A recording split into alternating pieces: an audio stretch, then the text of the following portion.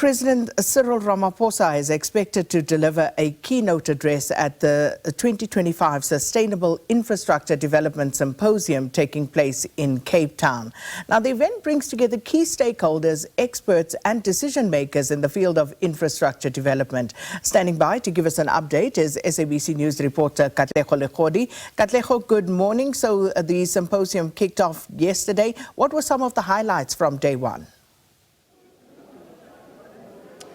A very good morning to you, Sakina, and to our viewers at home. Day one really was dominated by a lot of closed sessions, but those sessions very important when you look at what most of those delegates will bring on offer in terms of ensuring that the sustainable development where infrastructure is concerned. We saw a forums meeting 14 of the ministers from the continent in attendance here. Later on in the afternoon yesterday, we saw a G20 meeting, very important because we find ourselves here in the country, but important would be today, seeing the president deliver that keynote address. It's expected, Sakina, to announce 7 top priority projects that will go into South Africa in terms of what infrastructure South Africa will be working on with various of the provinces. Yesterday, I got a chance to speak to the Premier of Gauteng, Panyaza Lesufi, who said that they are looking and waiting with bated breath to see what projects have made the cut in terms of the priority projects, but most of them just looking to ensure that they collaborate and there's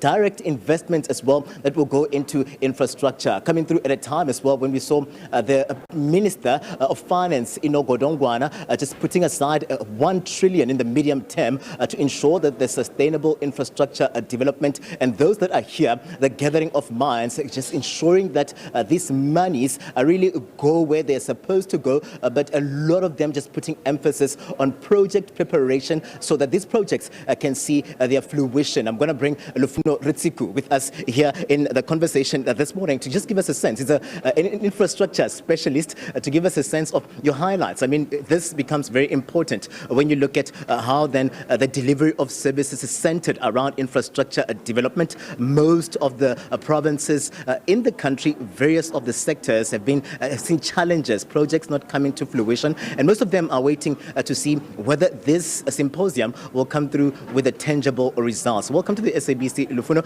Let's take a step back and just give us a reflection of where do we find ourselves with infrastructure in South Africa and how do we see this meeting here of minds just coming through for these projects. Thank you. Good morning, Katlego. I'm representing an organization called SACP-CMP. So the gathering here today is informed by the number of installments that have been run before to hold discussions on strategic integrated projects. Basically, these are projects that some of them are already in the project preparation stage, and there is a good amount of funds reserved to ensure that these projects are thoroughly prepared, thoroughly designed, thoroughly planned, thoroughly scheduled, and there is a cost budget available for them to be executed. Most importantly for us as an organization, number one is to support the vision of the president, the vision of the minister around turning South Africa into construction site. And we extend a leg to say it must not only be a construction site, but a safe construction site.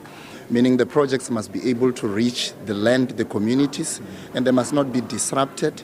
They must not be delayed unnecessary. There must not be budgets returned back to National Treasury when these projects are established around the needs of the communities. Let's talk about challenges around ensuring that at least there's resilience. We know very well that climate change is a real thing right now. And most of the people are looking to ensure that at least there is coverage where that is concerned, but also challenges around the construction mafia. That is something that has played itself out. These are some of the attributes that we see them playing themselves out when we don't see projects getting to fruition.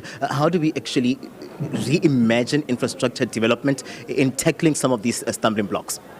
So one key element is that projects must be designed to be sustainable. In the midst of the challenges that we are experiencing, one you've just mentioned, the climate change. So the teams that have to be involved should work around sustainable and resisting projects in terms of the atmosphere movements. And that's architectural work that will go into play, and a lot of civil and structural work that will have to make sure that there are right people involved in planning for the strength of these structures. The second component you mentioned about will be solved by an element called social facilitation. Yeah. That would mean that projects must be thoroughly engaged with the communities. Communities must not see cranes without announcements of what's going to be happening in their areas. So that process, social facilitation, is within also the Department of Public Works.